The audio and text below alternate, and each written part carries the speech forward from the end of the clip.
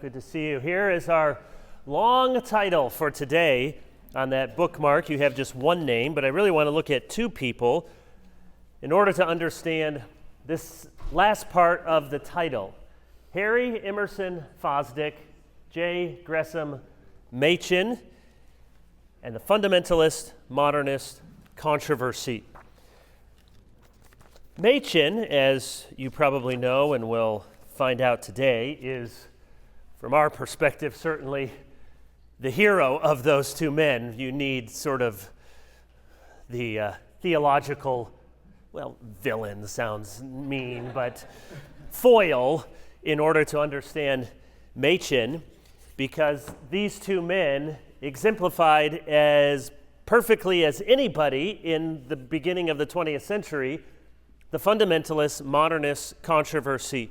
I have lots of books on both of these men, biographies and other books, and I just brought down what I could carry. You'll hear quite a bit in the second half today about Machen's most famous book, Christianity and Liberalism, which came out in 1923. So 2 years ago was the 100th anniversary, and Westminster Seminary Press, a number of people did new editions. Copyright law, after 100 years, things go into the public domain. So you ever wonder why people start celebrating at 100 years? Is because now anybody can publish it. So Westminster Seminary Press did a nice edition, and it has a foreword by Kevin DeYoung. So you will hear some of that background information. I just brought 3 copies. Whoever wants one, you can take them afterward. If you think, I don't want to say if you think you need the book, but if you're interested in the book. The one that you should not take is I have this, which is an original edition from 1923 of Christianity and Liberalism. So it's amazing how long books can last, even longer than your social media profile, let's hope. And there are lots of good biographies of, several of Machen. There's a new one called Machen's Hope, which is written from more of a moderate to slightly liberal perspective, and it doesn't go through his whole life. So I would recommend more highly. I'm not sure if this is what the cover still looks like, but by D.G. Hart, who's now at Hillsdale defending the faith. He's an expert on Machen. And then this very handsome reprint from Banner of Truth. This was written by one of Machen's students, Ned Stonehouse. And it has this really lovely picture here of early Westminster faculty. And there's a story behind the photo, or at least the colorization. You have to look on the dust jacket to remember the name. I think it's a young woman who does colorization of old photos. It's not an exact science, somewhat guessing what the colors look like, but she has done many, many old photos, and it just really kind of pops and is cool to look at. So these are 2 good biographies of Machen. And first, we will learn about Harry Emerson Fosdick. On May 21, 1922, a little over 100 years ago, Harry Emerson Fosdick took to the pulpit of Old First, it was called. That is the historic First Presbyterian Church in New York City, dating back to 1916 on Fifth Avenue in Manhattan. And he delivered what would be his most famous sermon, and one of the most famous sermons of the 20th century. The American church, as we'll get to, was divided, and the Presbyterian church in particular, into these 2 camps, the fundamentalist and the modernist. We don't, probably many of us, think of labeling ourselves as fundamentalists, and we'll hear about Machen. If he had to choose between the 2, he certainly said, I'm a fundamentalist. One writer called him Dr. Fundamentalist. But he was also a somewhat unusual representation of fundamentalism. He was not a dispensationalist, which is often associated with fundamentalism. He was a very committed Presbyterian and Calvinist, which many fundamentalists were not. But fundamentalism, that term, comes from The Fundamentals, which was a series of volumes published at the beginning of the 20th century and sent out to pastors and churches all over the country defending the core doctrines of the faith. And so those who were on the Orthodox conservative side were called fundamentalists. Fosdick, who thought of himself as peaceable, moderate, irenic, was really kidding himself with what he was attempting to do. He was trying to pick a fight. He preached this sermon, "Shall the fundamentalists win?" Now, when you go up into the pulpit of Old First Presbyterian Church in Manhattan with that title, you are trying to poke some people in the eye. His text for that sermon came from Acts 5:38 through 39, which is about the Jewish leader Gamaliel, who was part of the Jewish Sanhedrin, counsels an angry mob, "Leave the apostles alone, for if it be the work of men, it will come to naught, but if it be of God, you cannot overthrow it." Now, whether Fosdick thought of himself as Gamaliel or not, he considered this to be a motto for the 20th century. In other words, let them believe what they want, let us believe what we want. He saw his sermon as a cry for liberality and tolerance, a kind of "why can't we all just get along" sermon. He affirmed this aphorism often, quote, "Cantankerousness is worse than heterodoxy." So meanness, to be nasty, is worse than to be a heretic. He said in the sermon, quote, "The worst kind of church that can be offered to the allegiance of the new generation is an intolerant church." And at the heart of the sermon was an indictment of the fundamentalists, not just for their intolerance, that would have been one thing, but really he was also indicting them for the fundamentals. He may have thought of himself as just making a plea to have liberality and charity toward brothers and sisters in the church, but in the sermon he questioned the historicity of the miracles, the virgin birth. He denied the inerrancy of scriptures and the atonement as an atoning sacrifice for sin. He did not accept the second coming of Christ as a literal event to be looked for in the clouds. So it really was more than just a plea to all get along. Key to his hermeneutic was his conviction, you can hear echoes of Darwin here, that religion was an evolutionary development. And so as the human species has evolved, so religious belief must evolve. Just as people in the previous generations had to learn that the earth revolves around the sun, it's not the earth in the center of the solar system, so our generation, he said, must, quote, "look for the new knowledge of the old faith to be blended in a new combination."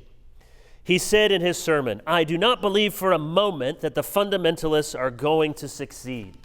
He said love would triumph over intolerance. He said, "Concerning the many controversies in our day," quote, "whether they are right or wrong, I do not know." Now, he did think he knew. "But there is nothing I am more sure of than this: courtesy and kindliness and tolerance and humility and fairness are right. Opinions may be mistaken, love never is." That last sentence gets pretty close to summarizing the spirit of Fosdick's liberalism.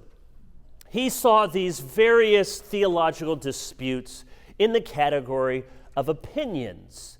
But love, he said, would triumph over these quarrels about little matters. He said in the sermon, "So much of this does not matter." Quote, "There is not a single thing at stake in the controversy on which depends the salvation of human souls. The need of the hour was not theological fighting, but laboring," quote, "so that men in their personal lives and their social relationships should know Jesus." He wanted an open-minded, tolerant, liberal, don't major on the minors as he saw them kind of church. So who was Harry Emerson Fosdick? And we'll come back to this liberalism that he espoused. Fosdick was born May 24, 1878 in Buffalo, New York, in a family that he would describe as deeply Christian and possessing a strong tradition of nonconformity. Now, he grew up in a religious home. He embraced his parents' Christian faith. He said by contagion rather than coercion. Now, you don't read Fosdick's autobiography, but if you did, you always have to keep in mind when someone's recollecting their childhood, it's not a dispassionate recollection. So it's hard to know how much of Fosdick was really like this as a child and how much is he reinterpreting his own experience through his adult lens. So Fosdick, in his own words, recalled that some of the most wretched hours of my boyhood were caused by the pettiness and obscurantism. Many young children are concerned with obscurantism. The miserable legalism and terrifying appeals to fear that were associated with the religion of the churches. He was a sensitive boy, deeply religious, morbidly introspective. He recalls, quote, weeping at night for fear of going to hell. He says, I was a young boy, and I heard all about this old-time religion and fire and brimstone, and I wept at night, fearing for hell, wondering if I had committed the unpardonable sin. So, taking Fosdick at his word, one can see how that sort of sensitive child perhaps grows up and questions those things that, at least as he remembers them, caused him fear, trepidation. 1900, he graduated from Colgate University. His thinking was profoundly shaped by a liberal Baptist theologian named William Newton Clarke, C-L-A-R-K-E. And at Colgate, Fosdick became a firm believer in evolution, skeptical toward Orthodox Christianity. He felt a call for ministry. He wasn't sure what to do with it because he knew he wasn't a traditional believer in traditional doctrines. By his own admission, and this is always should be a bit of a yellow flag, he says, as a college student, I was a better dancer than a theologian. So that's, rest assured, no one has ever accused me of being a better dancer. In fact, so eviscerated was his faith, Fosdick wondered, would any church really want him to be their pastor? He says in his autobiography, I was through with Orthodox dogma. I had not the faintest interest in any sect or denomination. I could not have told clearly what I believed about any major Christian doctrine. I did not see how any denomination could ever accept me as its minister, but I did not care. I wanted to make a contribution to the spiritual life of my generation. And in time, crowds would absolutely clamor for Fosdick to be their pastor. So perhaps he sold himself short, or perhaps he did not fully grasp the time in which he lived, that these ideas that he was coming to would be very popular. Graduates with a Bachelor of Divinity from Union Theological Seminary in New York City in 1904, and he's ordained to the Baptist ministry. So, bad mark here for the Baptist. We've heard about a lot of good Baptists, okay? We've had William Carey, we had Spurgeon. So here's one that's not so good. He took the pulpit of First Baptist Church in Montclair, New Jersey. He pastors there for a decade. He crosses over into New York City, and he pastors 3 successive churches there. First Presbyterian Church. Now, parentheses here, when you can be ordained a Baptist and then quickly go to the Presbyterian Church, it shows that both the Baptist and the Presbyterian were probably not all that serious in your mind. Then he goes, so he's there 1918 to 1925, then to Park Avenue Baptist Church, back to the Baptist Church, 1925 to 1930, and then Riverside Church until 1946. I didn't have time, and Caleb went with me on this trip yesterday, Friday, to Boise to speak at a conference, and flights were all messed up, got back after midnight last night, so he didn't have time to put together one of the nice sheets that you've had to have some pictures, but you can Google it later. These are really beautiful churches. Riverside Church was an interdenominational church with a 2,500-seat Gothic cathedral, which was conceived and financed by John D. Rockefeller. So it'd be like, Jeff Bezos or Elon Musk saying, I just love your preaching and I want to build you a cathedral. He built the church for Fosdick to be the senior pastor. Fosdick also taught homiletics or preaching at Union Theological Seminary. He died on October 5, 1969.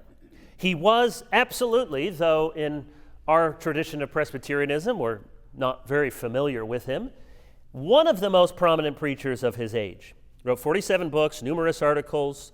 He wrote the well-known hymn, God of Grace and God of Glory, which you may have sung before, and now that you know that Fosdick wrote it, you'll see, these lines are a little bit vacuous.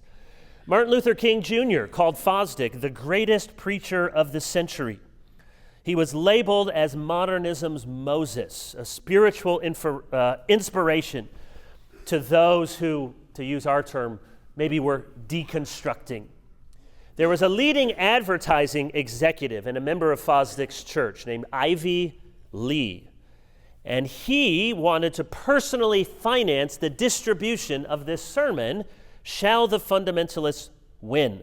And so he personally saw to it. This is, of course, before the day of anyone on the internet can go find this thing. He sent the sermon to every ordained Protestant minister in the country. I don't know how he had the mailing list, but somehow, contacted denominational departments, and as far as they could tell, sent this sermon to every Protestant minister in the country. It was reprinted in numerous liberal periodicals. And so when you have that unprecedented, widespread distribution, it's not like today anybody can post anything in 10 seconds from now that the whole world could see. They had to make an effort. This made a big splash. Shall the fundamentalists win? According to Fosdick, it was simply a plea for tolerance, a good faith petition for the church, quote, to take in both liberals and conservatives without either trying to drive the other out. He said, I'm not against you conservatives or liberals. I just want us all. Isn't there room for us to get along in the spirit of Christian love? Now, one of Fosdick's major biographers, Robert Moats Miller, who is fair, but he's sympathetic. He likes Fosdick, and yet even his biographer acknowledges, quote, Fosdick was kidding himself. He says, what were conservative Presbyterians to think when this Baptist declared himself from a Presbyterian pulpit that belief in the virgin birth was non-essential, the inerrancy of the scriptures were incredible, the second coming of Christ from the skies was an outmoded phrasing of hope? So even his biographer says, really, what did you expect? Baptist, Presbyterian church, you poke them in the eye. It's not only a plea for charity, it was also denying these core doctrines of the faith. So he is mired in denominational controversy. He feels the sting of the criticism, so he resigns his pastorate at Old Church. Fosdick said in his farewell sermon, they call me a heretic. Well, I am a heretic if conventional orthodoxy is the standard. I should be ashamed to live in this generation and not be a heretic. Now, judging by historic Christian orthodoxy, let alone by the confessions of the Presbyterian Church, Fosdick is a cautionary tale. Judged, however, by the internal logic of liberalism, Fosdick was a very successful example. Now, outmoded, dated it may be, but one very successful example of how to reach at least his generation. And when I say liberalism, I trust you don't, I'm not speaking of classical liberalism, Adam Smith or John Locke. I'm not thinking of political liberalism or any political party as we would understand it today, but liberalism. And it's not a swear word that we just slap up on, I don't like your theology, I'll call it liberalism. It is actually, there is a tradition of American liberal theology with its own coherent set of ideas and doctrine. Perhaps the preeminent scholar today of liberalism is a man named Gary Dorian. He's a professor at Union Theological Seminary, which is Fosdick's alma mater. I have his 3 volumes on the history of American liberal theology. He says this. So here's someone who is a part of the liberal tradition. So I'm not cherry-picking an example, trying to be fair. He says, the idea of liberal theology is the 300-year-old idea, quote, that Christian theology can be genuinely Christian without being based upon external authority. This is one sentence. Now notice he says it's 300 years old, so he acknowledges this is modern. This is not the religion that goes back to the Reformers or to the medieval or the church fathers. 300-year-old idea. Liberalism is the belief, quote, that religion should be modern and progressive from the standpoint of modern knowledge and experience. Dorian argues that those are the 2 key factors to define liberal theology, that liberal theology finds its coherence and its measure of truthfulness based on human reason and human experience. That's what he means when he says, not based on external authority.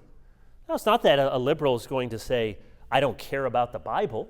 Fosdick understood, at least he knew the Bible. Nobody says, I just absolutely don't believe the Bible. But it is the Bible that must finally submit itself to human reason and human experience. It is the conviction, Dorian says, that you can be a faithful Christian without believing in hell or Noah's flood or believing that God commanded the extermination of the Canaanites or that God demanded the literal sacrifice of his son as a substitutionary legal payment for sin. Now, in all of this, Fosdick really was the most eloquent spokesman of his age. Part of what made him so eloquent is he thought of himself as an evangelical. Now, that term becomes very elastic, and I suppose in one very remote sense, you could say he's an evangelical liberal in that he preached sermons from the Bible, not well according to our standards. He wanted people to have a personal relationship with Jesus. He wanted to see Jesus make a difference in the world and in people's lives. But Fosdick departed from almost all of the core tenets of historic Christian faith.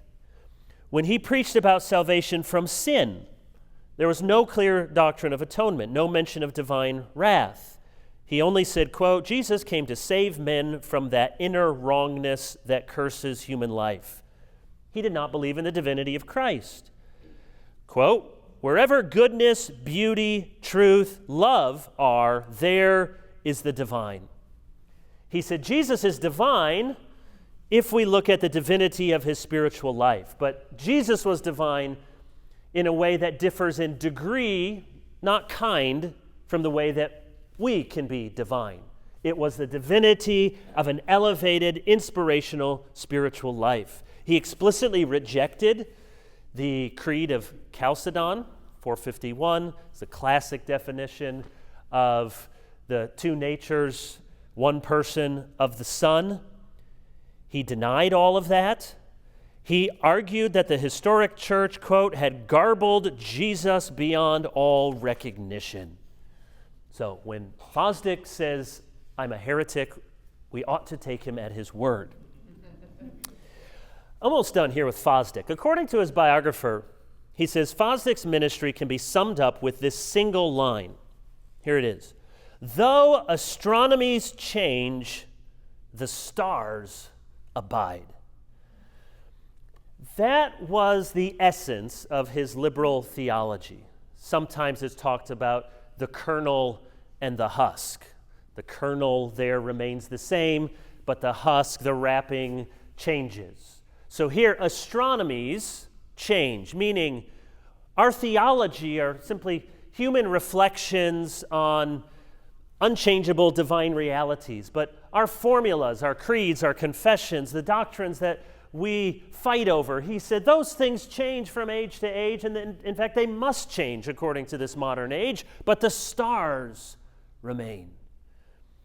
One of his sermons toward the end of his life was from Joshua 7:6, where Joshua falls on his face before the ark, And Fosdick says, the ark passes away, but religion remains.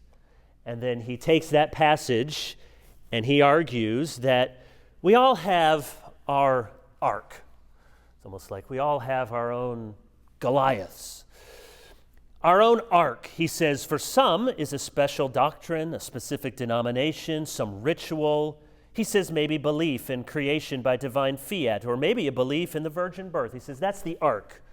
Quote, such things may have been very precious in your experience, but we must not confuse keeping religion with keeping the ark. He says Christians are separated by creeds and rituals. We find common ground in our prayers and hymns. Here's what he says, the essence of 20th century liberal Christianity. Quote, if then you ask what true liberalism is, I should say that it is one that pays little attention to the ark that divides, but cares with all its heart about the religion that unites. So astronomy's change, the stars abide. That was the essence of his liberal faith. Now, I don't think we have to imagine too hard to find that this same impulse exists in many places. The liberalism, as it was entrenched in mainline denominations, has been completely gutted. The attendance rates, membership rates of all these mainline denominations have been falling, plummeting for the last 60 years. And yet that spirit isn't very hard to probably find on your Twitter feed or a conference or a book or a Facebook feed, that we should not pay attention to these arcs that divide, but with all of our heart attend to the religion underneath that unites. The most articulate and resolute opponent of Fosdick and of liberalism is the man that we want to talk about now in the second half of this morning's class. J. Gresham, that's how it's pronounced, J. Gresham Machen, New Testament scholar at, by his creation, Westminster Seminary, and before that, Princeton Seminary. Machen was born in Baltimore on July 28, 1881. Though he spent most of his life there in the mid-Atlantics, Maryland, New Jersey, Pennsylvania, he was a Southerner by outlook and by breeding. His mom had come from Georgia. He grew up in an old-school Presbyterian home, grew up with money. In fact, the first years of Westminster were largely funded out of Machen's own pockets. He came from a family with elite connections, affluence, think of aristocratic Southern gentility. His father, Arthur, was a successful attorney. His mother, Mary, called Minnie, was intellectual and deeply religious. And it seems that the closest relationship Machen had as an adult, at least judging by the letters, was with his mother. He never married and had a very close relationship with his mother, was an intellectual, spiritual confidant for him his whole life. In 1896, Machen enrolled in Johns Hopkins University to study classics. Johns Hopkins, founded just 20 years earlier in 1876, many people, at least from Johns Hopkins, would say it's the first true research university in the United States. Lots of universities before that, but with the explicit purpose that we are here to do research that advances the common good. He enrolled, it was only a few blocks from his house in downtown Baltimore. The university now is north of the city a little bit. From 1902 to 1905, Machen then studied at Princeton Theological Seminary. He was an excellent student, but not wholly enamored with the seminary at this time. Not sure of all the reasons why. Some of it may have just been youthful rebellion. He thought the atmosphere was insincere. He thought their academic standards were rather subpar. He'd like to go to the university, the college, their share campus, but distinct institutions, and go and take classes at Princeton College. He knew and had some relationship with the president at Princeton. I gave you this factoid before. The first president of Princeton to not be a Presbyterian minister was Woodrow Wilson. And he's the president there when Machen is at the seminary. He went to study then in Germany, Marburg, Göttingen. How is that? Where are Germans? Oh, yeah, it's okay. Göttingen, that's what a Midwesterner would say. And this was a disorienting time for Machen. He was impressed with the level of German scholarship, their commitment to Christian activity, even though they questioned or flat out denied the things that he grew up believing, the historicity of biblical revelation, supernatural assumptions of Christian orthodoxy. He was particularly captivated by Wilhelm Hermann, one of his tutors, mentors there, a man whose theology was not the same as Machen's, but perhaps you've had this experience before, or maybe a child has had an experience like this, where you find someone older and you're young and you realize he doesn't believe the things that I believe and what I learned as a child, and yet I can't deny there is something captivating about it. There seems to be an inner piety to him. I went to Hope College, one of the RCA schools. I had a good experience there, many good things about it, but one of the dangers was I saw many people who went and grew up with pretty generic vanilla evangelical faith and would have these professors who taught something very different, and yet they prayed before class, they were involved in their church. It could be very disorienting if we think only in stark categories. All the people with the right theology will be the most wonderful, most pious people, and all the people with the bad theology helpfully will have a pitchfork and horns and a long tail. And of course, it's not like that. And we don't help our kids and our grandkids if we present a picture of the world that looks like that people just walk around with good guys and bad guy hats. So he really appreciated Wilhelm Hermann. He didn't finish his doctoral studies. He wasn't exactly sure what his aim was. He wasn't convinced he was called to the ministry yet. He returned to America in 1906. He had a new appreciation for cutting-edge scholarship. In his mind, the Germans were absolutely doing it better than anybody else. And he wanted to make a difference in the scholarly endeavor of his age. And he thought Princeton was, with a few exceptions, like Warfield, was not quite up to par. But he also came back, not just with that appreciation, but he lost something of his spiritual equilibrium.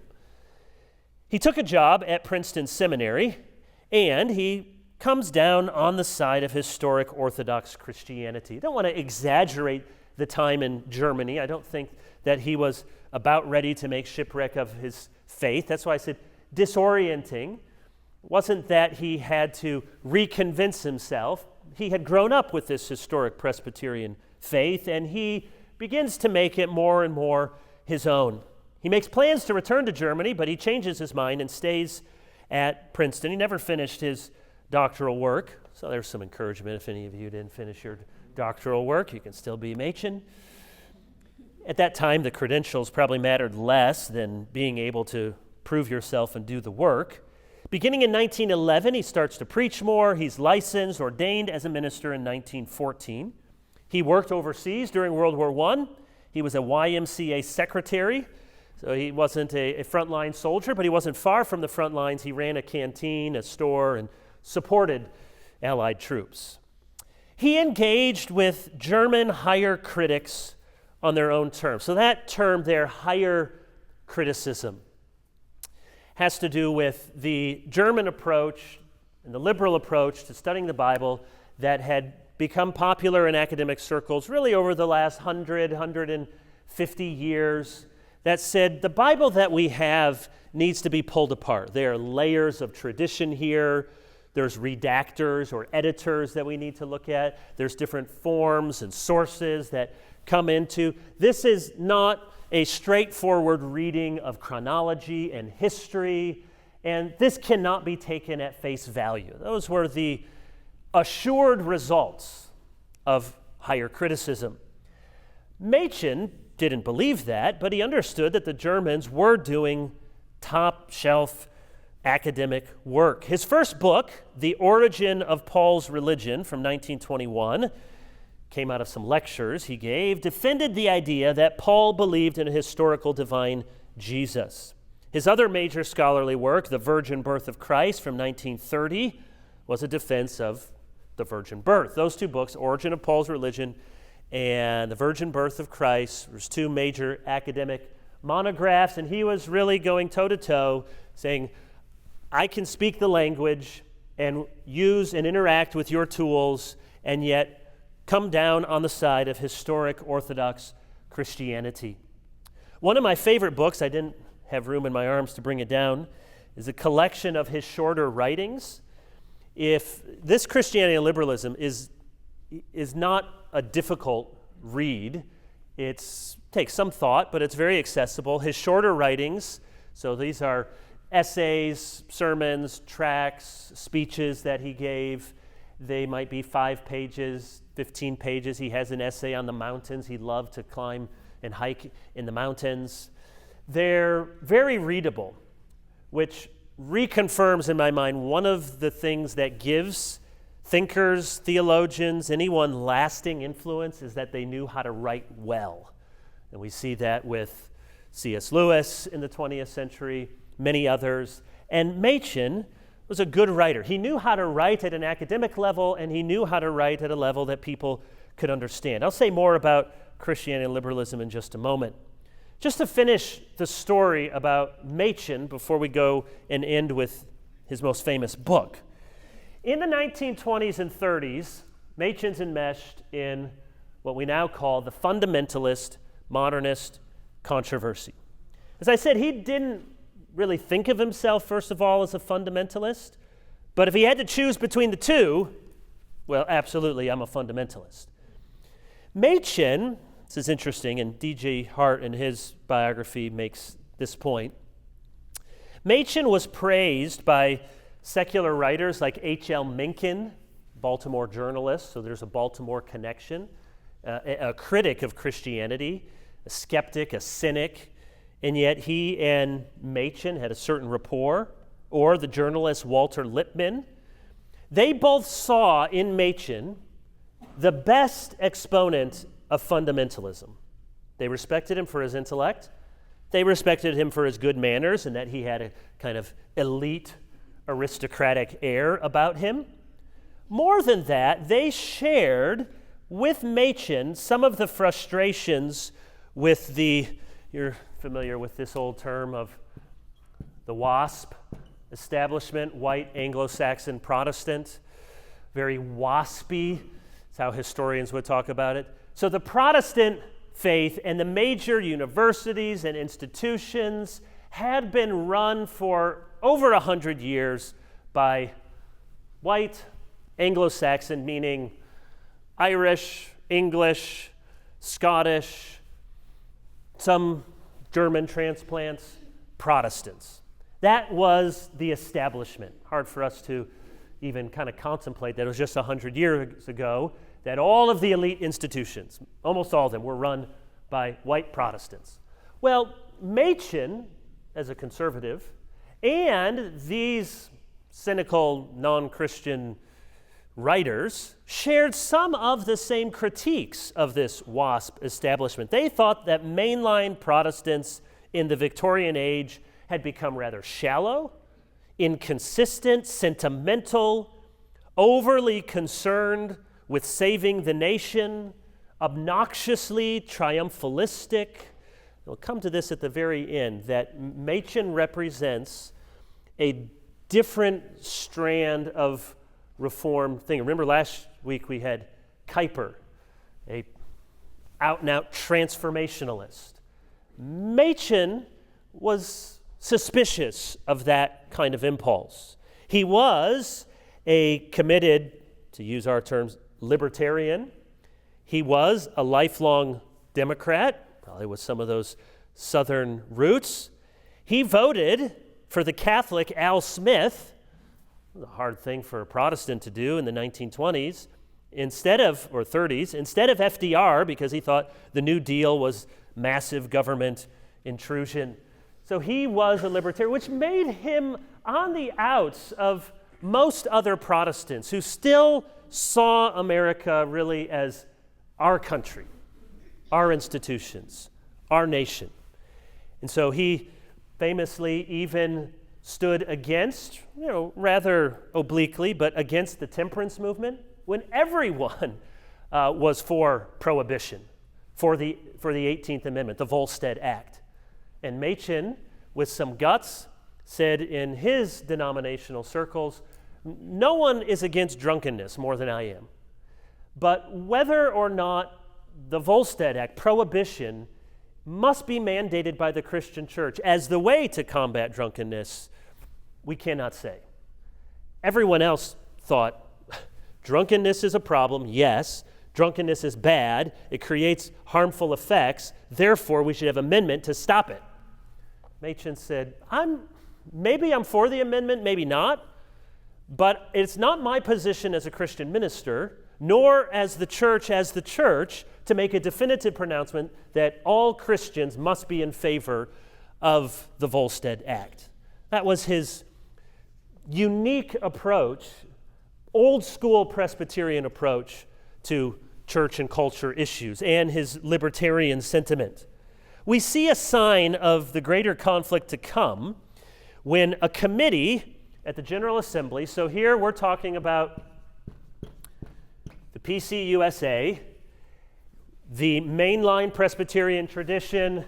The first General Assembly was 1789 in Philadelphia. Who gave the opening sermon? You should all know, John Witherspoon.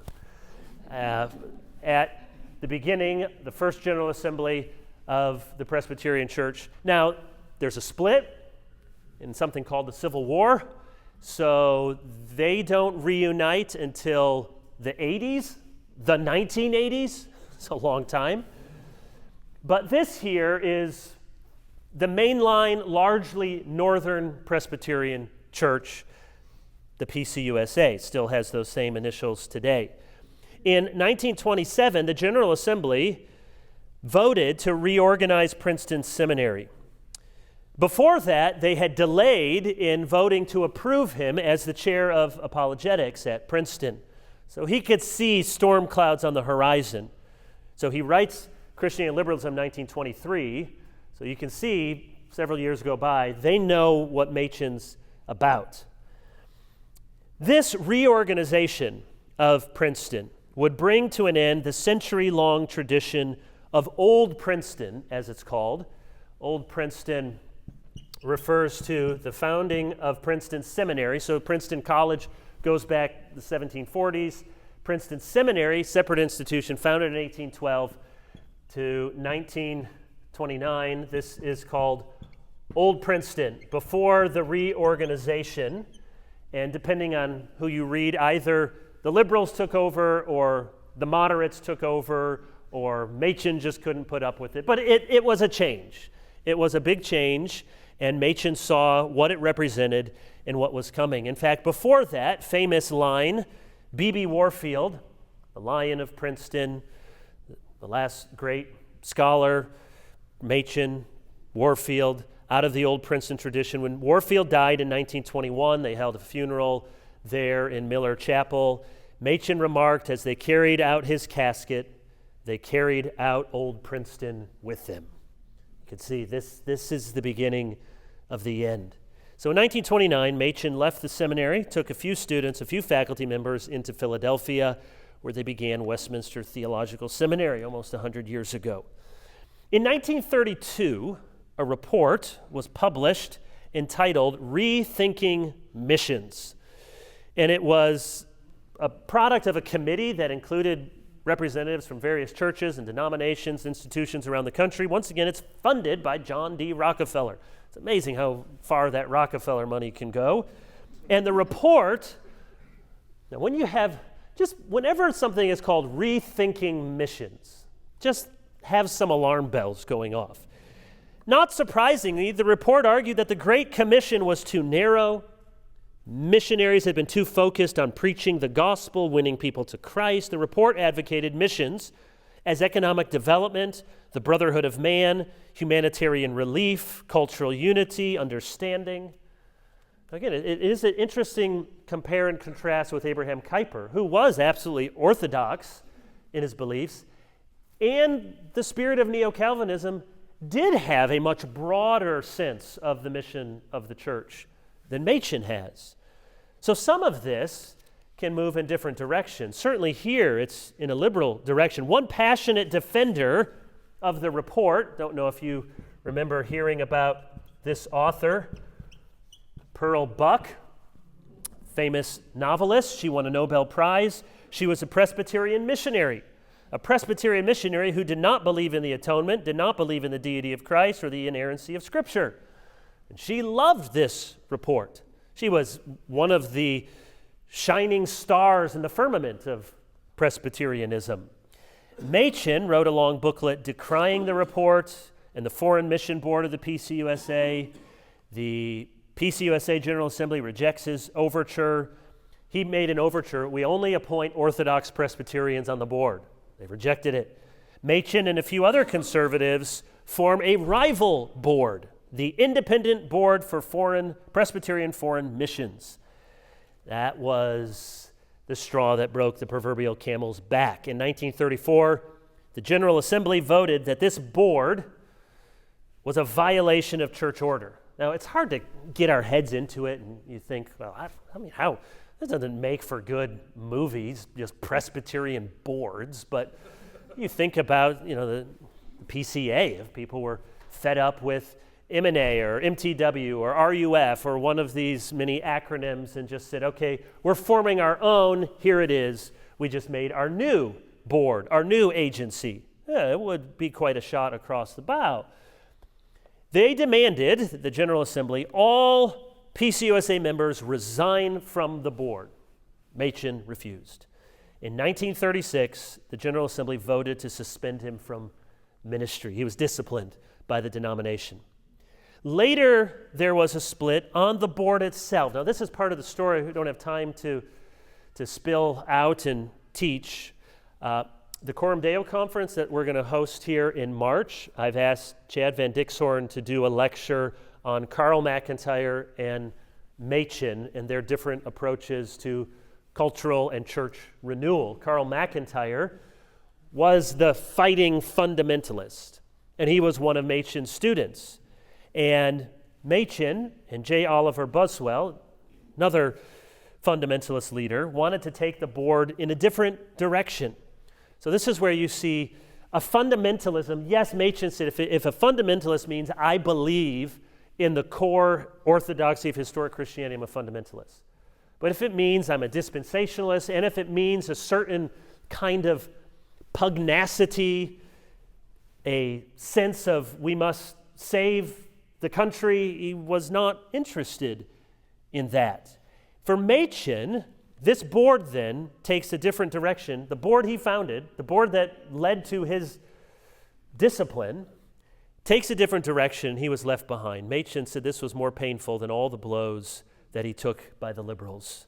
You can understand that when your friends and allies then say, no, we're going in a different direction. Machen stood at the center of the modernist fundamentalist controversy. But, as I said a moment ago, he also represents something of a fissure in conservative Christianity.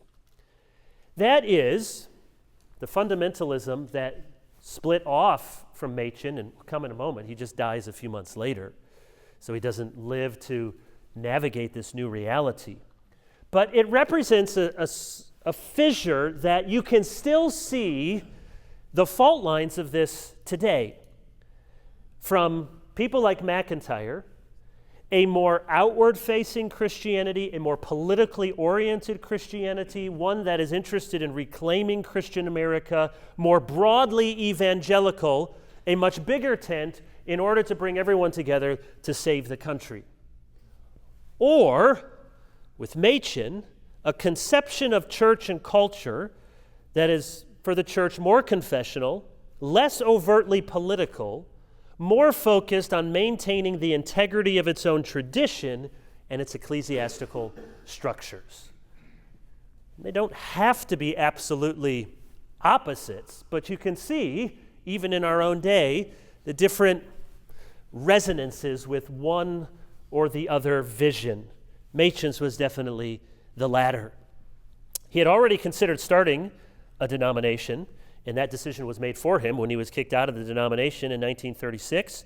He started a new denomination, called it Presbyterian Church of America. Well, that was a good name, but that didn't stick. Come back later in the Southern Church, he renamed it the Orthodox Presbyterian Church. I know we have many folks here from the OPC background. I attended an OPC church and seminary. During 1935 and 36, he gave a series of addresses on a local radio station in Philadelphia on the Christian faith. Interesting, this is a decade before, much more famously, C.S. Lewis and the talks that would become Mere Christianity. He's using the technology of his day to give these addresses on local radio. Westminster Seminary Press, I didn't bring it, published a nice volume of it a few years ago, Things Unseen, not to be confused with the podcast by Sinclair Ferguson of the same name. Here's his last address of 1936. He says this: "The first passage that we shall speak of next Sunday afternoon is that great passage in the 10th chapter of the Gospel according to Mark, where our Lord says that the Son of Man came to give his life as a ransom for many. On this last Sunday of the old year, I just want to say to you who have been listening in on these Sunday afternoons how encouraged I have been by your interest, by your Christian fellowship. I trust that you have had a very joyous Christmas, and I trust that the new year, which is so soon to begin, may be to you a very blessed year under the mercy of God." He never got to that next passage in Mark's Gospel. On a preaching trip in North Dakota after Christmas, Machen contracted pneumonia and he died. Many have remarked something of a symbolic picture, dying out, no offense to any North Dakotans, but sort of in the middle of nowhere in North Dakota, sort of a man on his own, a man in the wilderness. And that's sort of what he often felt like in this Presbyterian modernist controversy. He was certainly not a modernist, and he fought against them, and yet he couldn't completely resonate with everything that the fundamentalists wanted to do either. Famously, just before his death, he sent a telegram to his Westminster colleague, John Murray, quote, "I'm so thankful for the active obedience of Christ, no hope without it." He died January 1, 1937, only 55 years old. Now, let me finish by reflecting a bit in these last 10 minutes. I know last time I went long. I'll try to avoid that. You say, look, these people only lived in their 50s. You're going as long as they lived. His most famous work, at this conference yesterday, they asked me, what are some of the most influential books in your life? And it's true, the most influential books often are the books we read when we're younger. Maybe think 18 to 25 or something, your formative years, you're adopting your own beliefs and theology. So we're shaped by that. But on my top 10 list would be Christianity and Liberalism. And one of the books that I don't reread many books. I reread Calvin, Turretin, I reread Martin Lloyd-Jones, and I reread this. So when they asked me to provide a foreword, I was very happy to do so. If you haven't read it, you really should read it. You can see it's not terribly long. It's 175 pages. It will have a lot of, you'll say, wow, that sounds like some things haven't really changed in the last 100 years. It has often been said that the most important word in the title is the word "and." Christianity and liberalism. You see what that "and" does? There's something called Christianity, and there's something called liberalism, and they are not the same thing. That's why it was such a provocative book and series of addresses. If he had entitled it, "What's Wrong with Liberal Christianity?" it would have had a different effect. He says, I'm giving you the options. There's Christianity and there's liberalism, and they're not the same thing. The book came out of a series of talks that he gave. There was a plan of union in 1920. Representatives from 18 denominations. Now that just makes your head spin. When 18 denominations are coming together, it's probably not with a real robust theological center. They met in Philadelphia as the Council on Organic Union of Evangelical Churches in the United States. They called their plan the Philadelphia Plan. It called for mainline denominations to unite as the United Churches of Christ in America. The 1920 General Assembly of the PCUSA embraced the plan, sent the proposal to the presbyteries for approval. And this is what raised the alarms for Machen. Like many other pleas for unity, now pause here, unity is a good scriptural thing. And one of the things, if we think Machen is the only way to relate to other Christians, we can be apt to distance other Christians with whom we do have unity. And that was not the spirit of Machen. That's why he didn't embrace everything about the fundamentalist streak in some of the people with whom he shared the same theology. But here, this kind of unity was a paper-thin unity. It was bringing together Methodists, Quakers, Moravians. The Philadelphia Plan effectively displaced the Westminster Standards. It rendered historical elements of Christianity as just being things indifferent. This book began as a series of addresses he gave on November 3, 1921, before the Ruling Elders Association of Chester Presbytery outside of Philadelphia. That's one of the reasons why it is so readable, that he didn't, first of all, have in mind an academic audience, but he was speaking to ruling elders, how to help ruling elders understand what's going on. In 1922, the address was published in the Princeton Theological Review, and then that article was expanded, and he added some more brief articles to it, and then the book came out in 1923. The book is taken up with exploring 5 essential doctrines: the doctrine of man, the doctrine of Scripture, the doctrine of Christ, the doctrine of salvation, and the doctrine of the church. In each category, Machen demonstrates that the liberal conception is out of step with historic biblical Christianity. For example, when liberalism teaches the goodness of man, the universal fatherhood of God, Christianity says Jesus did not come into the world to call the righteous to be better citizens, but to save sinners and bring them into the family of God. I've given you that quip before, that Unitarianism amounted to the brotherhood of man, the fatherhood of God, and the neighborhood of Boston. That's where it was. Liberalism, Machen said, taught that true faith is founded on spiritual experience. Christianity insists true religious experience depends upon the truthfulness of the events of the Bible. Liberalism celebrates Christ. Of course, liberalism talks about Jesus as a great teacher, a moral example. Christianity does not make sense apart from a supernatural, divine, sinless Christ. Liberalism finds salvation in man's upward journey to spiritual betterment, noble self-sacrifice like Jesus. Christianity, Machen says, proclaims good news based on the propitiatory work of Christ to redeem sinners. Finally, liberalism conceives of the church as a gathering of generally spiritual persons who come together for social transformation. Christianity holds forth the church as a group of redeemed men and women, and Presbyterians, their children, to give thanks to Christ for his grace, find unity in the truth, worship our crucified Savior. It could be argued that more than anything, Christianity and liberalism is about the doctrine of doctrine itself. If there is a recurring theme throughout the book, and Machen's ministry, especially in the controversy, is that the Church of Jesus Christ cannot be sustained, and in fact, never was founded on the basis, here's his term, of doctrinal indifferentism. The church cannot be sustained by doctrinal indifferentism. That's what he saw from the liberals. That's what he heard in Fosdick's sermon, Shall the Fundamentalists Win? What Fosdick presented as a spirit of liberality and tolerance and opinions.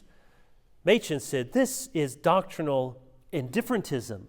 From the very beginning, Machen argued, the Christian movement was not just a way of life.